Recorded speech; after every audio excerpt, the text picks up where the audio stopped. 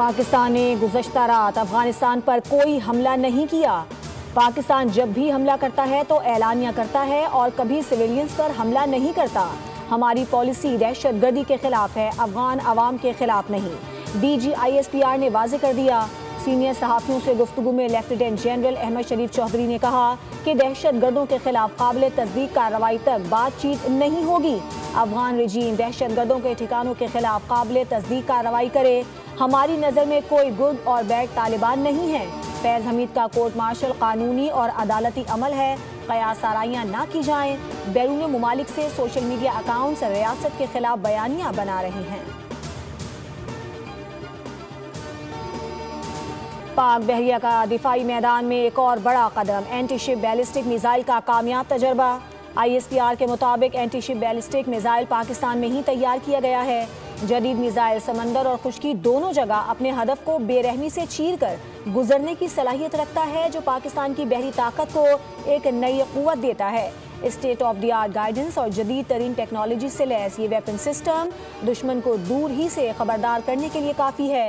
सदर मुमलिकत, वज़ीर आज़म, field marshal और chairman joint chiefs of staff committee की कामयाब तजर्बे पर शरीक यूनिट्स और साइंसदानों को मुबारकबाद। सर्विसेज चीफ्स ने भी शरीक यूनिट्स और साइंसदानों को मुबारकबाद दी है। 11 नवंबर कचहरी खुदकुश हमले में बड़ी पेशरफ, दहशतगर्द हाई वैल्यू टारगेट अचीव नहीं कर सके। इंटेलिजेंस ब्यूरो CTD ने 24 घंटों में 4 मुल्जिमान धर लिए। विफाकी वज़ीर इत्तलात अताउल्लाह तारड़ की न्यूज़ ब्रीफिंग बताया, इस्लामाबाद कचहरी हमले की मनसूबाबंदी अफगानिस्तान में मौजूद नूर वली महसूद ने की थी। साजिदुल्लाह, कामरान खान, मोहम्मद जाली और शाह मुनीर गिरफ्त में हैं। साजिदुल्लाह उर्फ शीना खुदकुश हमलावर का हैंडलर है। साजिदुल्लाह ने 2015 में तहरीक तालिबान अफगानिस्तान ज्वाइन की। हमले की प्लानिंग नूर वली महसूद ने दादुल्ला के जरिए की थी। हमले की पूरी प्लानिंग काबुल में की गई। उस्मान शनवारी भी अफगानिस्तान से आया था, जिसे खुदकुश जैकेट ला कर दी गई।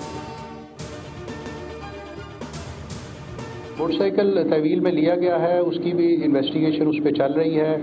उसकी ओनरशिप कहाँ से लिया गया, उस सारे के ऊपर काफ़ी प्रोग्रेस हो चुकी है और जिस जगह से लिया गया वहाँ पे भी हमारी टीम्स गई हुई हैं, तो उसको भी फॉलो अप किया जा रहा है। इसमें जो अभी उनके टैक्टिक्स हैं, इसमें तब्दीली आई है इन द सेंस के पहले वो पब्लिक जगहों पे या इन जगहों पे नहीं कर रहे थे, अब वो करना शुरू हुए हैं। पिछले कुछ अरसे से आप इसको देख रहे हैं।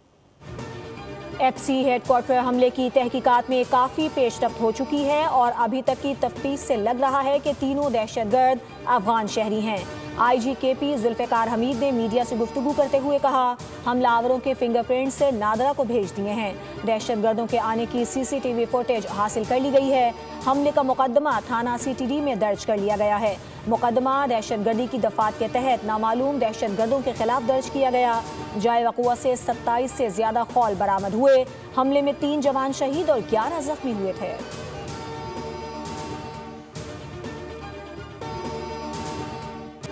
सिक्योरिटी फोर्सेस का बन्नू में intelligence based operation, security forces की कार्रवाई में 22 खारजी दहशतगर्द जहन्नुम वासिल। ISPR के मुताबिक सिक्योरिटी फोर्सेस ने भारतीय प्रॉक्सी फितना अल खवारिज के दहशतगर्दों की मौजूदगी की इत्तला पर कार्रवाई की। खारजियों के ठिकानों को मौसर अंदाज में निशाना बनाया गया। सदर, वज़ीर आज़म और वज़ीर दाखिला का सिक्योरिटी फोर्सेस को खिराज तहसीन, बरवक्त और मौसर रद्द-ए-अमल को सराहा।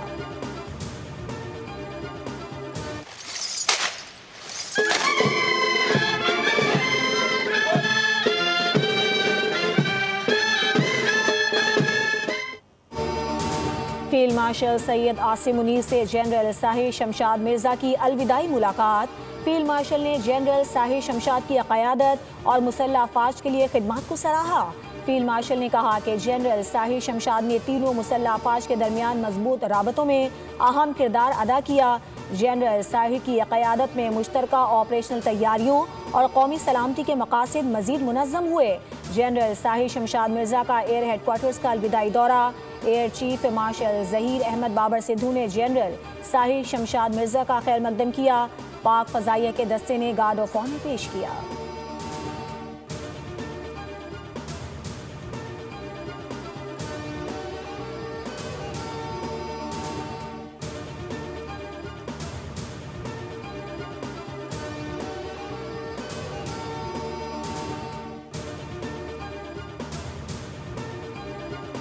सदर मुमलिकत और वजीर आजम शहबाज शरीफ से ईरान की सुप्रीम नेशनल सिक्योरिटी काउंसिल के सेक्रेटरी डॉक्टर अली लारिजानी की मुलाकातें।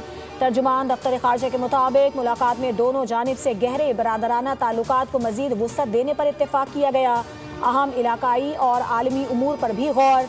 अली लारिजानी ने शुक्रिया अदा किया। डॉक्टर अली लारिजानी नायब वजीर आजम इसहाक डार से भी मिले।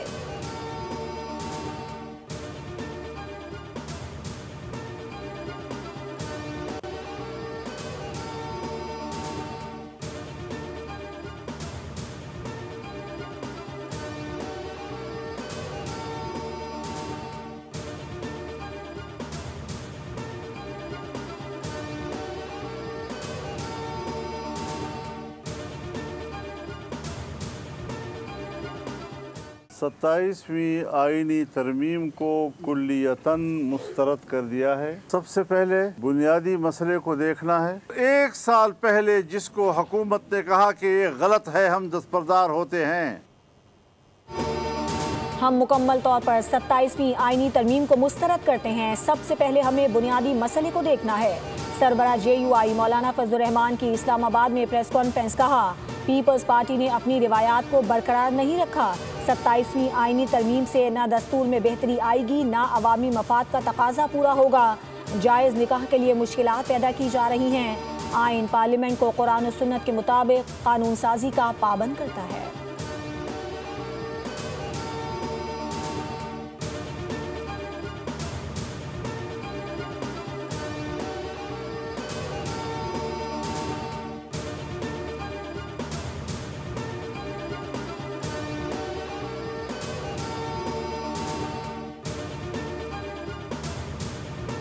वज़ीर आला KP Suhail Afridi election commission के सामने पेश हो गए।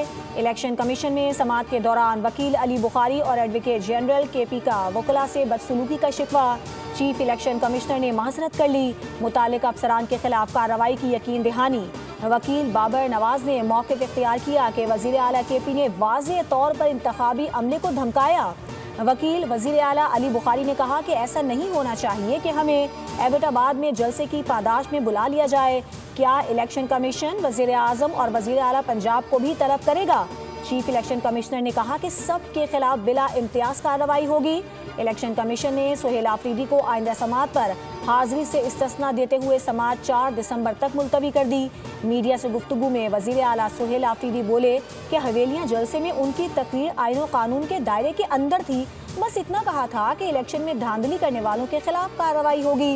इसमें भला गलत क्या है कि इलेक्शन कमीशन ने नोटिस जारी कर दिया?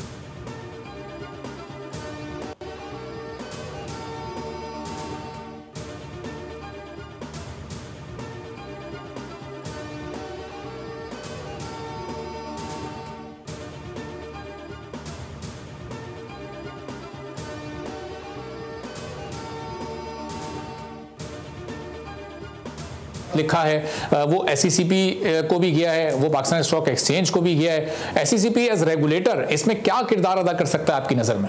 अब इंटरनेशनल फोरम पे भी के इलेक्ट्रिक का माशाल्लाह इनकी जो परफॉर्मेंस है वो उस पर ऑब्जेक्शन हो गया और जो प्रोसीजरल वायोलेशन हो रही हैं उस पर कई होल्डिंग को अब खत लिखना पड़ गया। अफसोस के साथ कहना पड़ रहा है कि वो जो एक लॉबी वहाँ पे वो है वो हर चीज़ को सैबोटेज कर रही है, बजाय इसके कि वो अपनी गलतियों को, अपने वीक पॉइंट्स को ऑनेस्टली बैठकर सोचें।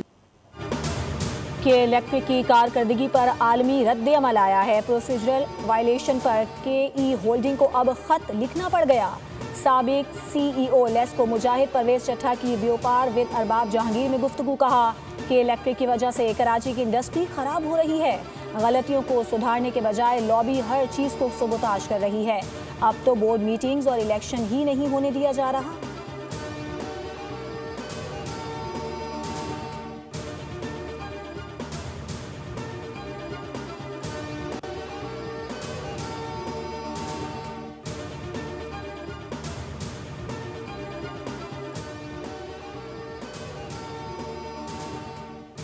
इस पाकिस्तान के तहत तमाम पाकिस्तानी शहरियों के मसावी सलूक हैं और इम्तियाजी सलूक नहीं रखा जा सकता। मसावी सलूक अगर नहीं रखते हैं तो आईन पाकिस्तान की खिलाफ वर्जी है। आपने अमेंडमेंट सिंध असेंबली से ये कराई है कि ई चालान जो है कराची के शहरियों के ऊपर, लेकिन वहाँ कहीं ये नहीं लिखा कि ई चालान के अंदर किसी भी वायलेशन के कितने रेट्स होंगे। रेट्स इन्होंने अपनी तरफ से जो है ना अपनी ख्वाहिश की बुनियाद पर लगाए, जो कि गैर इंसाफ पर मबनी है।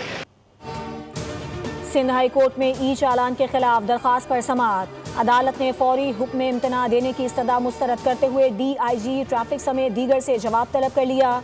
अदालत ने वकील से मुकालिमा करते हुए कहा कि आप कराची का मवाजना किसी और शहर से ना करें, हर जगह के अपने डायनामिक्स हैं, क्या कराची का किसी से मवाजना बनता है? वकील ने कहा कि लाहौर में अलग जुर्माने और कराची के अलग जुर्माने हैं। कराची के साथ इम्तियाजी सुलूक किया जा रहा है, यहाँ पर बस स्टैंड तक नहीं है। जस्टिस अदनान इकबाल चौधरी ने रिमार्क्स किए कि हम भी इसी शहर के हैं, यहाँ रहते हैं, सब पता है। सबके जवाब आने के बाद एक साथ केस सुना जाएगा। अदालत ने दरखास्त की समाअत 11 दिसंबर तक मुलतवी कर दी।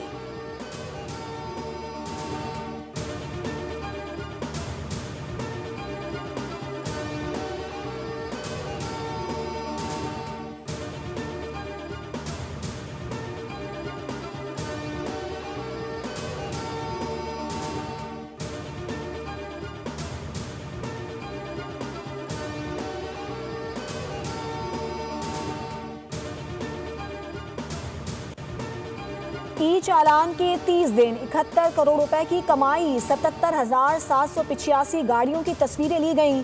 पुलिस की 133 और दीगर सरकारी इदारों के 413 ड्राइवर्स ने कानून शिकनी की। सबसे ज्यादा आमदनी सीट बेल्ट ना बांधने पर 49 करोड़ 41 हजार रुपए की हुई। हेलमेट के बगैर मोटरसाइकिल सवारों पर 8 करोड़ 32 लाख के जुर्माने। ओवर स्पीड पर 2 करोड़ 65 लाख रुपए जमा। सुर्ख बत्ती की खिलाफ वर्जी पर 1.25 करोड़ और दौरान ड्राइविंग मोबाइल फोन के इस्तेमाल पर 1 करोड़ 6। कराची में खवातीन के मोबाइल फोन हैक करने वाले मुलजिम के सनसनीखेज इंकशाफात। मुलजिम सुमेर का लाहौर के शहरी से 5,000 रुपए में मुख्तलिफ लिंक हासिल करके मोबाइल फोन हैक करने का एतराफ़ बताया। गूगल अकाउंट की रसाई हासिल करके फोन्स का डाटा हासिल करता था। मुलजिम 4 खवातीन की नाजेबा वीडियोस बना चुका है। तफ्तीशी हुकाम के मुताबिक मुलजिम ने 100 से ज़्यादा लड़कियों को हविस का निशाना बनाया।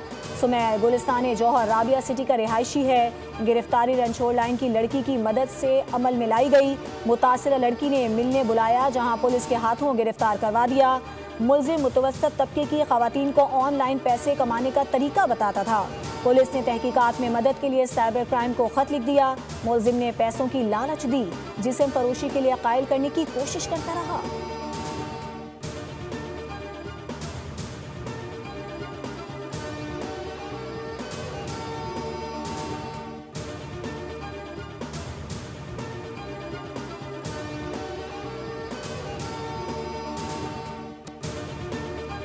नमस्ते, मैं राजेश कुमार हरदासानी, मेंबर कौमी पेगा में अमन कमेटी पाकिस्तान और माइनॉरिटी फोकल पर्सन।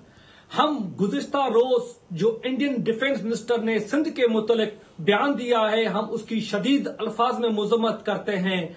हम पाकिस्तान की महबूब वतन हिंदू बिरादरी धरती को अपनी मां तस्लीम करते हैं। सिंध कल भी पाकिस्तान का नाकाबिले तकसीम खूबसूरत और अहम सूबा था, आज भी है और हमेशा रहेगा। मुहिब्बे वतन पाकिस्तानी हिंदू बरादरी पाकिस्तान को धरती माता समझती है। रुकन पैगाम अमन कमेटी पाकिस्तान और minority focal person Rajesh Kumar Hardasani ने भारतीय वज़ीर दिफा का सिंध से मुतालिक इश्तियाल अंगेज बयान काबिल मजम्मत करार दे दिया। कहा कि पाकिस्तान की हिंदू बरादरी को इस तारीखी हकीकत पर फख्र है कि बंटवारे के वक्त हमारे बड़ों ने नकल मकानी के बजाय पाकिस्तान को ही अपना मुस्तकिल वतन बनाया।